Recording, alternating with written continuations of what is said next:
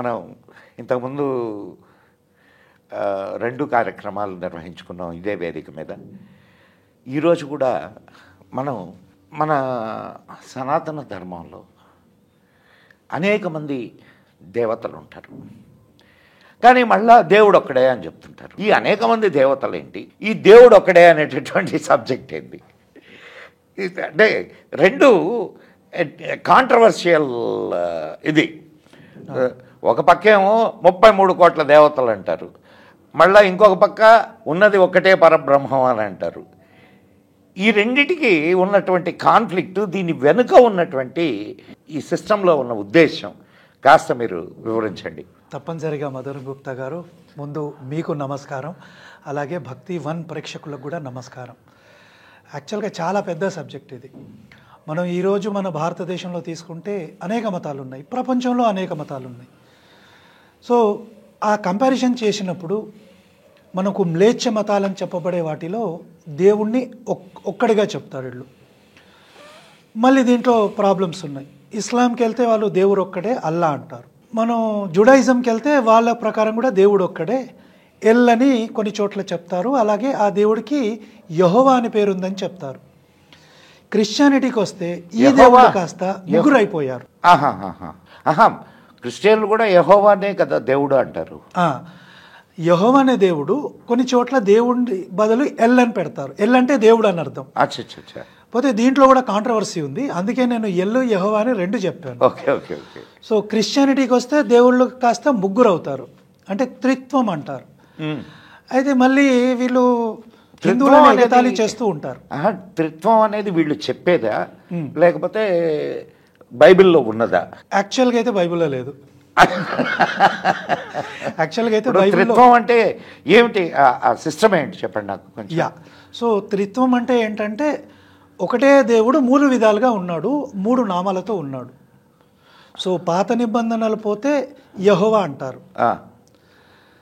తర్వాత కొత్త నిబంధనకు వస్తే పరిశుద్ధాత్మ అని ఒక ఆయన వస్తాడు. ఆయన ఎవరు? ఆయన యెహోవా కాదా? ఆయన యెహోవా కాదు, యెహోవా ఆత్మ అంటారు. కన్ఫ్యూజన్ ఇక్కడే వస్తుంది. ఇప్పుడు పాత నిబంధన ఏం చెప్తుంది, యెహోవా ఆత్మరూపి అని చెప్తుంది. ఆత్మరూపంలో ఉన్న యెహోవాకి మళ్ళీ ఇంకో పరిశుద్ధాత్మ ఎందుకో నాకు అర్థం కాలేదు. అంటే ఇది వాళ్ళ కన్ఫ్యూషన్ కూడా. పరిశుద్ధాత్మ కాదేమో అంటే వీళ్ళు చెప్పేది ఏంటంటే ఇప్పుడు కాదు, ఇప్పుడు యెహోవా నుంచి పరిశుద్ధ ఆత్మ వచ్చింది అని కదా అది చెప్తారు వీళ్ళు. ఆత్మ కదా ఇది యెహోవా. అంటే ఆయన నుంచి పరిశుద్ధ ఆత్మ వచ్చింది అని అంటే ఆయన పరిశుద్ధ ఆత్మ కాదు అనే? లేదు, అలా కాదు. ఇప్పుడు ఈ మ్లేచ్ఛ మతాల్లో ఉన్న సిద్ధాంతం ఏంటంటే వాళ్ళ దేవుడు అనేవాడు అసలు ఈ లోకంలోకే రాడు. ఆయన ఎక్కడో ఆకాశంలో సింహాసనం వేసుకొని కూర్చుంటాడు. సో మళ్ళీ రూపం లేదంటారు కదా. ఆ ప్రాబ్లం అదే. రూపం లేనివాడు సింహాసనంలో ఎలా కూర్చుంటాడు? నెక్స్ట్ క్వశ్చన్ వస్తుంది. అప్పుడు ఇస్లాంలో వీళ్ళు ఏం చెప్తారంటే అల్లా ఉంటాడు, ఈ లోకంలోకి రాడు. ఆయన ఎక్కడో 7 ఆకాశాల పైన సింహాసనం వేసుకుంటాడు. సింహాసనం పేరు అర్ష్, దానిలో కూర్చుంటాడు. ఇక్కడ వీళ్ళిద్దరూ రూపం లేదనే అంటారు. ఎక్కడ ఎట్లా సింహాసనం వేసుకుంటాడు? ప్రాబ్లం అంతా అదే. రూపం లేనివాడు సింహాసనంలో ఏం చేస్తున్నాడు? అసలు సింహాసనంలో కూర్చోవడం ఏంటి? ఇస్లాంలో ఇంకా కన్ఫ్యూషన్ క్రియేట్ చేస్తూ ఈ అర్ష్ని దేవదూతలు మోస్తారు అని కూడా చెప్తారు. అంటే ఇప్పుడు అర్ష్ ఉంది, దాన్ని మోసేవాళ్ళు ఉన్నారు, దాని మీద కూర్చునే అల్లాకి రూపం లేకుండా ఎలా ఉంటుంది? రూపం ఉండాలి. సో అది వాళ్ళ కన్ఫ్యూషన్, వాళ్ళకే వదిలేద్దాం. వాళ్ళకే వదిలేద్దాం. సో మన దగ్గరకు వచ్చా ఒక్కసారి ఈ త్రిత్వం గురించి క్లియర్ చేసి మళ్ళా మన వెళ్దాం. సో ఇప్పుడు యెహోవా అనే దేవుడు భూమి మీదకి రాడు, ఆయన ఆకాశంలో ఎక్కడో ఉన్నాడు. అయితే ఇప్పుడు రాడు కాబట్టి ఆయన రూపంలో ఎవరో రావాలి కదా భూమి మీదకి యేసుని పుట్టించడానికి. సో ఆ వచ్చిందే పరిశుద్ధాత్మ అనేది వీళ్ళ కాన్సెప్ట్. అండ్ ఈరోజు ఇంకా కొందరు కామెడీ చేసే వాళ్ళు కూడా ఉన్నారు. అదేంటంటే యెహోవా అనే ఆయన భూమి మీదకి రాడు కాబట్టి ఆయన దేవదూతలనే పంపిస్తూ ఉంటాడు. అంటే మెసేజ్లు ఇవ్వడం అనమాట. సో ఎవరు వచ్చినా కూడా మెసేజ్లే. ఇన్ఫ్యాక్ట్ పాత నిబంధనలో కొన్ని చోట్ల యెహోవా భూమి మీదకి వచ్చినట్టు, మోషేతో మాట్లాడినట్టు, మోషే ఆయన్ని చూసినట్టు ఇవన్నీ ఉంటాయి. కానీ వీళ్ళేమంటారంటే లేదండి అది వచ్చింది ఆయన కాదు, ఆయన దూతలు వచ్చారని చెప్తారు. ఓహో, అంటే కన్ఫ్యూజన్ వాళ్ళే కన్ఫ్యూజన్లో ఉన్నారు. పోన్లేండి, మంచిదే. లేదు, వాళ్ళ కన్ఫ్యూజన్ కాదు ఇది. మన బైబిల్లోనే ఉంది కన్ఫ్యూజన్. బైబిల్లోనే కన్ఫ్యూజన్ బైబిల్లోనే ఉంది. Okay okay. సో పరిశుద్ధాత్మ వచ్చాడు. పరిశుద్ధాత్మ మేరీని కమ్ముకోవడం వల్ల, ఆ కమ్ముకోవడం ఏంటంటే సో కమ్ముకోవడం వల్ల యేసు పుట్టాడు. సో ఇప్పుడు ఈ యెహోవా, పరిశుద్ధాత్మ, యేసు వీళ్ళు కలిసి ముగ్గురు అయ్యారు. ఇది త్రిత్వం. అయితే ప్రాబ్లం అంతా ఏంటంటే త్రిత్వం అనే పదం బైబిల్లో మనకి ఎక్కడా కనపడదు. పోతే వీళ్ళు అజ్యూమ్ చేసుకున్నారు. Okay okay. అంటే కొన్ని వచనాలు ఉంటాయి, ముగ్గురు పేర్లు ఉంటాయి కాబట్టి ముగ్గురు ఉన్నారంటారు, కానీ బైబిల్ దీన్ని ఒప్పుకోదు. సో మళ్ళీ వీళ్ళ కన్ఫ్యూషన్ వస్తుంది. ఇప్పుడు జనరల్గా వీళ్ళు ఏం చేస్తుంటారంటే హిందువులని ఇన్ని కోట్ల మంది దేవుళ్ళు, 33 కోట్ల మంది దేవుళ్ళు, 3 ఉంటే వీళ్ళకి 33 ఉన్నారు, ఏముంది? సో ఇప్పుడు దాన్ని అవాయిడ్ చేయడానికి వీళ్ళు ఏం చేస్తున్నారు అంటే ముగ్గురు కాదు, ముగ్గురు ఒకటే.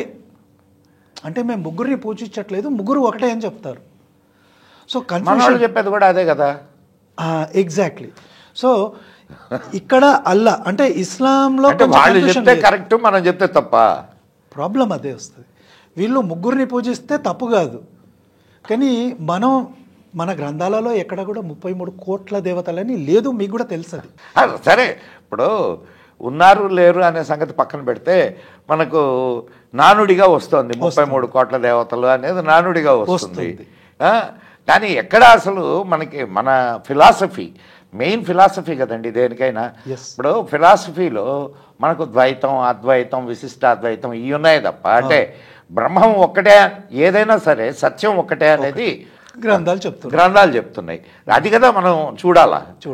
ఇప్పుడు 33 కోట్ల మంది దేవతలు మీరేమంటారు దానికి? అంటే ఇప్పుడు పాతకాలంలో కొన్ని పాటలు కూడా మనకున్నాయి, పాత సినిమాల్లో, ముక్కోటి దేవతలు ఒకటైనారు. సో కోటి అంటే వీళ్ళేమనుకుంటారంటే కోటి అంటే క్రోర్ అనుకుంటారు. కోటి అంటే క్రోర్ కాదు, కోటి అంటే రకము, విధము అని కూడా ఉంది. విధము అని విధము.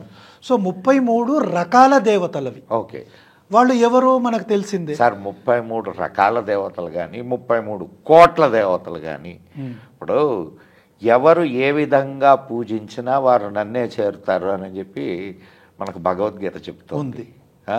కాబట్టి ఇప్పుడు అది 33 రకాల దేవతల, 33 కోట్ల దేవతల, ఎన్నేనో పర్లేదు.